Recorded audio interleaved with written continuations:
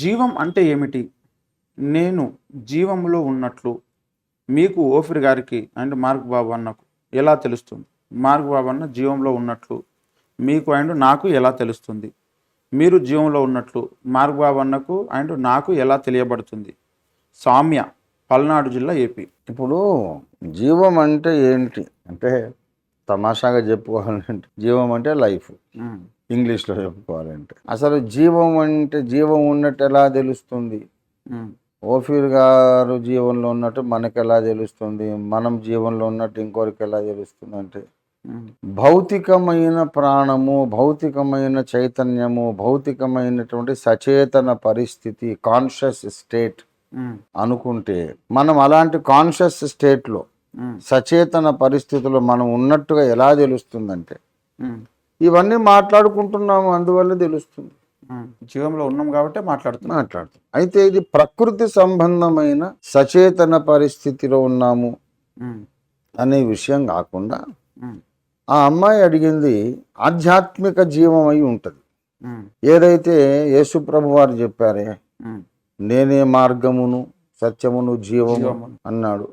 మరి ఆది యందు వాక్యం ఉండెను, వాక్యము దేవుడై ఉండెను, ఆయనలో జీవం ఉండెను, ఆ జీవం మనుషులకు వెలుగై ఉండెను. నీ కృప జీవము కంటే ఉత్తమము. అది ఆధ్యాత్మికమైన జీవం. మరి అలా ఉన్నట్టు ఎలా తెలుస్తుంది అని అమ్మాయి అడిగి ఉండొచ్చు.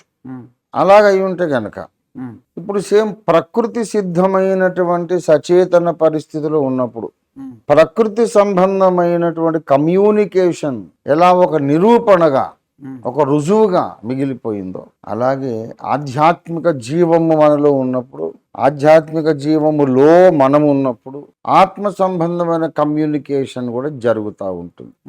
మన నుండి దేవునికి కమ్యూనికేషన్, అది ప్రార్థన. దేవుని నుండి మనకు కమ్యూనికేషన్ బైబిల్ ద్వారా, భక్తుల సాంగత్యము సహవాసం ద్వారా, ప్రసంగాల ద్వారా దేవుడు మాట్లాడడం. అనేక రీతులుగా దేవుని నుండి మన కమ్యూనికేషన్, మన నుండి దేవుని కమ్యూనికేషన్. ఈ దైవిక విషయాలలోనే మీకు అవసరమైన ఆత్మ సంబంధమైన సమాచారం నా నుండి రావడం, ఆ అమ్మాయికి అవసరమైన ఆధ్యాత్మిక సమాచారం, క్షేమాభివృద్ధికరమైన మేలుకరమైన బలము కలిగించే సమాచారం మీ నుంచి వెళ్ళటం. ఇలాగా ఈ ప్రకృతి సిద్ధమైన జీవము ఉన్నప్పుడు ప్రకృతి సంబంధమైన కమ్యూనికేషన్స్ ఎలాగ ఉంటున్నాయో, ఆత్మ సంబంధ జీవము నాలో మీలో ఆ సిస్టర్లో కూడా ఉన్నప్పుడు ఆత్మ సంబంధమైన ప్రయోజనకరమైన కమ్యూనికేషన్ జరుగుతూ అంతకంతకు ఒకరిని బట్టి ఒకరు బలపడుతూ ఉంటారు. జీవములో ఒక మనిషి లేనప్పుడు వాడి ద్వారా ఎవరికి ప్రయోజనకరమైన కమ్యూనికేషన్ ఉండదు. వాడి నుండి దేవునికి ఒక సమాచార సంబంధం ఉండదు, దేవుని నుండి వాడికి ఏమి ఉండదు. దేవునికి ఇతనికి ఏం సమాచార సంబంధాలు, కమ్యూనికేషన్స్ లేవు కనుక ఇతని ద్వారా వేరే వాళ్ళకు క్షేమాభివృద్ధికరమైన సిగ్నల్స్ ఏమి పోవు. వాడు చచ్చిపోయినట్టే, సారథి సంఘం లాగా జీవించుతున్నామన్న పేరే ఉన్నది కానీ నువ్వు మృతుడవే అంటాడు. అది ఆ సిస్టర్ ప్రశ్న. ఇక్కడ రెండు జీవాలు ఉన్నాయి, ప్రకృతి జీవం వేరు, ఆధ్యాత్మిక జీవం వేరు. ఇప్పుడు సైంటిస్టులు, ప్రొఫెసర్లు, పెద్ద పెద్ద ఆస్ట్రోనాట్లు, లేకపోతే కవులు, పండితులు, గాయకులు, కళాకారులు, మహా మేధావులు ఉన్నారుగా. ప్రకృతి సంబంధమైన జీవం ఉన్నది కనుకనే ఇవన్నీ డెవలప్ చేశారు.